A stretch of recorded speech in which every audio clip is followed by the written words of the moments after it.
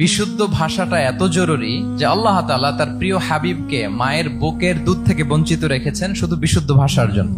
একজন মানুষ সর্বপ্রথম কোন জিনিসের প্রেমে পড়ে জানেন? কথার প্রেমে পড়ে। কথার ধরন, কণ্ঠস্বর, তার অ্যাটিটিউড, তার শব্দের জাদু, এটা মানুষের হৃদয়কে জয় করে ফেলে। তো রাসূল সাল্লাল্লাহু আলাইহি ওয়াসাল্লামের এই এলোকোয়েন্স ছিল। তিনি বলতেন আল্লাহ তাআলা আমাকে সর্বমর্ম বাচন ভঙ্গির অধিকারী করেছেন। মানে উনি যেটা বলতেন এটা ছিল very precise in wording but comprehensive in meaning. এটার যে দোতনা, এটার যে appeal to the heart of the people, to the heart of the listener, এটা অসাধারণ। মানুষের হৃদয়কে জয় করে ফেলতো। আল্লাহু আকবার। তিনি এমন ভাবে কথা বলতেন, কথার মাঝখানে মাঝখানে পজ দিতেন, মানে একটু থামতেন যাতে করে শ্রোতারা বুঝতে পারে। এত চমৎকার করে ওনার প্রেজেন্টেশন ছিল, বক্তব্য মালাগুলো ছিল, ফলে যারা শুনতেছে ইজিলি মুখস্থ করে ফেলতে পারত। রাসূল সাল্লাল্লাহু আলাইহি ওয়াসাল্লামের সবচাইতে বড় ভাষণটি ছিল বিদায় হজের ভাষণ, খুব সম্ভবত। ওই ভাষণের টেক্সট গুলোকে যদি একসাথে করা হয়, আমার মনে হয় 10 মিনিটের বেশি লাগবে না ওই টেক্সট গুলো পড়তে। তার মানে সবচাইতে বড় যে ভাষণ ওনার, ওটা কত ছিল? 10 থেকে 12 মিনিটের ভাষণ ছিল। আমরা তো ঘন্টার পর ঘন্টা বক্তব্য করি, তারপরেও তো আমরা মানুষের মনকে খুশি করতে পারি না। উনি সেই যে 1400 বছর আগে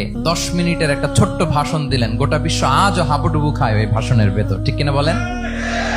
মাঝে মাঝে এমন আবেগ ঘন বক্তব্য উপস্থাপন করতেন, সাহাবারা অশ্রুসিক্ত হতো। আবার যুদ্ধের ময়দানে যখন কমান্ড করতেন, তখন তিনি রেগে যেতেন। উঁচু কণ্ঠে তিনি কথা বলতেন, মনে হচ্ছে একজন সেনাবাহিনীর কমান্ডার তার ব্যাটালিয়নকে কমান্ড করছেন। আল্লাহু আকবার।